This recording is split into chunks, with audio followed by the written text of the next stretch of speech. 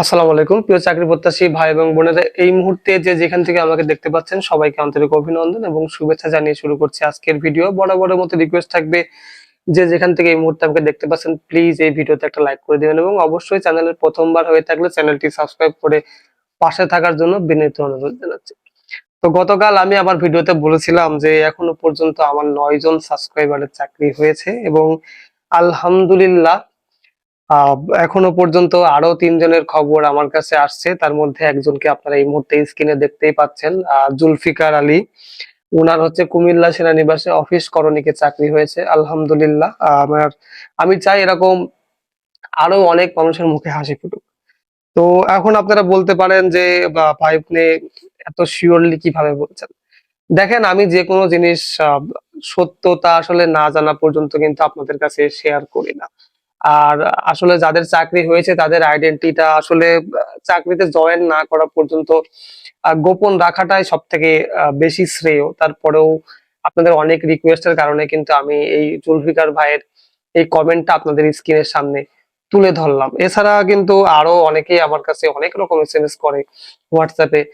তো এরকম এমনই এখন একজনের আমি একটা চ্যাট আপনাদের সঙ্গে হয়তোবা এই মুহূর্তে আপনারা স্ক্রিনে দেখতে পাচ্ছেন। উনি আমার কাছ থেকে সাজেশন নিয়েছিলেন এবং 70% কিন্তু উনি পরীক্ষায় কমন পেয়েছে। উনার নাম হচ্ছে সানজিদা আক্তার স্নেহা। উনার জব হয়েছে আপনার কুমিল্লা সেনানিবাসেই। উনারও জব হয়েছে অফিস করণিকে। তো সরি, অফিস করণিক বলছি, অফিস সহকারীতে। তো যাই হোক, এই যে সানজিদা আক্তার স্নেহা আপু, অনেক আরো এছাড়াও আরো অনেকেই আমার কাছে সাজেশন নিয়েছিলেন। এখনো পর্যন্ত টোটাল 12 জনের জব হয়েছে আমার এই সাজেশনের ভিত্তিতে, বা আমার ইউটিউবারের যে সাবস্ক্রাইবার যারা আছে এই 12 জনের জব হয়েছে। এবং বিশ্বাস করবেন, কতটুকু আপনারা বিশ্বাস করতেও পারেন নাও পারেন, আমি সবসময় সত্য কথাটা বলারই কিন্তু চেষ্টা করি। এখনো পর্যন্ত যারা আমার কাছ থেকে সাজেশন নিয়েছেন বা এই 12 জনের যে জবটা হলো, আগের ভিডিওতে বলেছিলাম যে 9 জন, তারপরে আজকে আমি আরো 3 জনের আপডেট পেলাম। আজকে রবিবার, আজকে মোট সহ টোটাল 3 জনের চাকরি হয়েছে। তো এই 12 জনের মধ্যে বিশ্বাস করেন হারাম কারোর কোনো সুপারিশ ছিল না। কেউ কোনো টাকা পয়সা দিয়ে বা কোনো দালাল ধরেও এখানে ভর্তি হতে যায়নি। এই 12 জন নিতান্তই খুবই দরিদ্র ফ্যামিলির ছেলে, খুবই মধ্যবিত্ত ফ্যামিলির ছেলে বা নিম্ন মধ্যবিত্ত ফ্যামিলির ছেলে। তারা খুব পরিশ্রম করে নিজের স্বপ্নটাকে পূরণ করেছে। আমি এদের কাছ থেকে, এদের ম্যাক্সিমাম মানুষের যারা চাকরি হয়েছে তাদের কিন্তু আমি আরো অনেক আগে সাজেশন দিয়েছি। তো এই সাজেশনটা নিয়ে তারা বারবার এটাকে লেখাপড়া করেছে, এটাকে অনেকবার রিভিশন দিয়েছে, পড়েছে, এক কথায় মুখস্থ করে ফেলছে। তারপরে কিন্তু পরীক্ষার হলে যে যখন প্রশ্নটা প্রশ্নপত্র হাতে পেয়েছে তখন 70% কমন কিন্তু তারা পাইছে। এখন অনেকেই আবার অনেক রকম কথাও বলে যে ভাই কমন আসেনি বা দুই একটা ছাড়া আসলে কমন নেই, বা আপনি যা দিচ্ছেন এই ধরনের কিছুই আসেননি।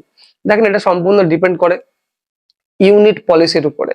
এখন ইউনিট কর্তৃপক্ষ যদি প্রশ্নের প্যাটার্নটা একটু অন্যরকম করে ফেলে, সেই ক্ষেত্রে আসলে আমাদের কোনো কিছু করার থাকে না। তবে আমি যে সাজেশনটা দিয়েছি শতকরা 90% প্রশ্নপত্র আসলে এইরকমটাই হবে এবং 10% হয়তোবা থাকতে পারে না নতুন নতুন জ্ঞানী গুণী বা খুব অতিরিক্ত চালাক অফিসার যে সমস্ত ইউনিটে আছে, তারা হয়তোবা একটু প্রশ্নের ধরন বা প্রশ্নপত্র একটু অন্যরকম করে ফেলে। এটা আসলে কারণও আছে। এক রাত্রের মধ্যেও কিন্তু বোর্ড পরীক্ষার প্রশ্নপত্র চেঞ্জ হয়ে যায়, সেখানে চাকরি পরীক্ষার প্রশ্নপত্র চেঞ্জ হওয়াটা স্বাভাবিক। আশা করি আপনি কি বলতে চাইছি আপনারা অলরেডি, যদি মাথার মধ্যে একটু ঘিলু থাকে তাহলে বুঝতে পারবেন। তো যাই হোক, ওই বিষয়টা নিয়ে আমি আর কোনো কথা বলতেই চাচ্ছি না। যে আমি আমার নিজেকে আসলে ঢোল ঢাগর বাজিয়ে বেশি বড় বানাতে চাই না। এই 12 জনের জব হয়েছে আলহামদুলিল্লাহ। এই 12 জনের জন্য আমার অন্তরের অন্তঃস্থল থেকে দোয়া রইলো, ভালোবাসা রইলো। আপনাদের পুলিশ ভেরিফিকেশন ভালো হোক, আপনারা দ্রুত সময়ের মধ্যে জয়েন করেন এবং অবশ্যই আপনারা পে স্কেলের আন্ডারেই নতুন বেতন পাবেন। তো এখন আসি, বিভিন্ন জায়গায় যারা পরীক্ষা দিবেন সেই সমস্ত পরীক্ষার্থীদের কিছু আপডেট নিয়ে আসছি। তো প্রথমে বলে রাখি, ঢাকা সহ বাংলাদেশের বিভিন্ন জায়গায় কিন্তু আজকে পরীক্ষা ছিল। কিছু কিছু জায়গায় পরীক্ষার রেজাল্ট প্রকাশ করা হয়েছে, কিছু কিছু জায়গায় এখনো পরীক্ষার রেজাল্ট প্রকাশ করা হয়নি। তবে এইটা 2 থেকে 3 দিনের মধ্যে আপনাদেরকে, যারা যারা লিখিত পরীক্ষায় টিকেছেন তাদেরকে আপডেট জানানো হবে। হয়তো বা এসএমএস দিয়ে বলা হবে, না হয়তো আপনাদেরকে ফোনের মাধ্যমে জানিয়ে দেওয়া হবে। 3 থেকে 4 দিন বা এক সপ্তাহের মধ্যে যদি আপনাদের ফোনে কোনো এসএমএস বা কল না আসে, সেই ক্ষেত্রে বুঝে নেবেন যে আপনি চাকরিতে বা লিখিত পরীক্ষায় টিকতে পারেননি, আপনি অকৃতকার্য হয়েছেন। গত 7 তারিখে রাজেন্দ্রপুর, গাজীপুরে যারা পরীক্ষা দিয়েছিলেন অনেকেই রেজাল্ট পাননি, আমাকে অনেক রকম কমেন্ট করেন, আমার ইনবক্সে SMS করেন। তাদের উদ্দেশ্যে বলি যে 7 তারিখ থেকে আজকে 16 তারিখ, অর্থাৎ 1 সপ্তাহ বেশি হয়ে গিয়েছে, এখনো পর্যন্ত যদি কোনো আপডেট আপনি না জেনে থাকেন অথবা কোনো রকম SMS বা ফোন আপনাকে যদি না করা হয়, তাহলে সেক্ষেত্রে আপনি এইটা প্রস্তুত বা এটা ধরে নেন যে আপনি লিখিত পরীক্ষায় টিকতে পারেননি। এবং যারা যারা লিখিত পরীক্ষায় টিকেছিল তাদেরকে কিন্তু পরবর্তীতে ভাইবা, মেডিকেল সহ সবকিছু এতদিনে কমপ্লিট হয়ে গেছে। সাভারে যারা অ্যাপ্লিকেশন করেছেন, সাভারে আগামী 18 তারিখ থেকে পরীক্ষা শুরু হতে যাচ্ছে। আজকে 16 তারিখ, 17, 18 তারিখ থেকে পরীক্ষা শুরু হবে। এই বলে এই না যে সাভার কিন্তু একটা ক্যান্টনমেন্ট। আমি প্রতিবারই বলার চেষ্টা করি যে একটা ক্যান্টনমেন্টে শুধুমাত্র একটা ইউনিট থাকে না, যে ওই নির্ধারিত তারিখে সব জায়গায় পরীক্ষা হয়ে যাবে, বিষয়টা এরকম না। একটা ক্যান্টনমেন্টে মিনিমাম পরীক্ষা কমপ্লিট হইতে 3-4 দিন সময় তো লাগে। তো 17 তারিখ থেকে বা 18 তারিখ থেকে যদি পরীক্ষা শুরু হয়, 22-23 তারিখ পর্যন্ত কিন্তু সময় আছে। তো যারা সাভারে অ্যাপ্লিকেশন করেছেন এখনো পর্যন্ত অ্যাডমিট কার্ড অথবা SMS পাননি, আপনার দ্রুত সময়ের মধ্যে, আজ হোক বা কালকের মধ্যে অ্যাডমিট কার্ড অথবা SMS পেয়ে যাবেন। তারপরও আপনাদেরকে আমি একটা রিকোয়েস্ট করব, যারা এখনো পর্যন্ত অ্যাডমিট কার্ড পাননি, সব সময় আপনার যে পোস্ট অফিসে আপনি কাগজপত্র জমা দিয়েছিলেন সেই পোস্ট অফিসে যোগাযোগ রাখবেন তাদের সঙ্গে অবশ্যই, তাহলে একটা অ্যাডমিট কার্ড যদি আসে দ্রুত সময়ের মধ্যে আপনি পেয়ে যাবেন।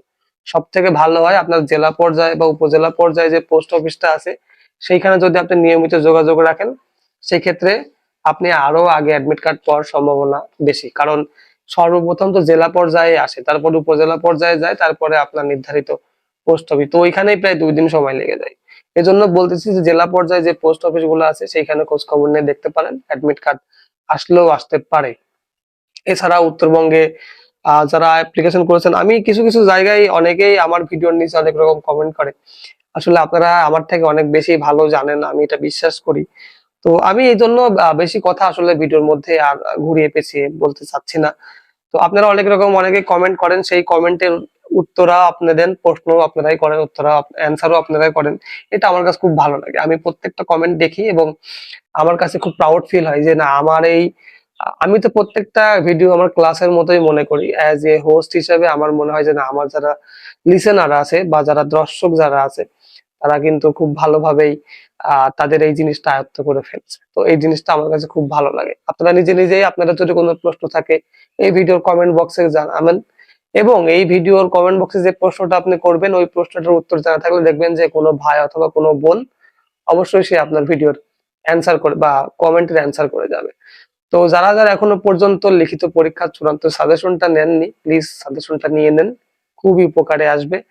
কত টাকা কত দিকেই তো ব্যয় করেন, একটা একটা ভালো কাজের জন্য নয় কিছু টাকা ব্যয় করলেন, ভাবেন যে এই টাকাটা আপনি সমুদ্রের মধ্যে ফেলে দিলেন বা আপনার এই টাকাটা হারিয়েই গেল, আপনি কি আহামরি আপনার কোনো ক্ষতি হবে? বিষয়টা কিন্তু এরকম না।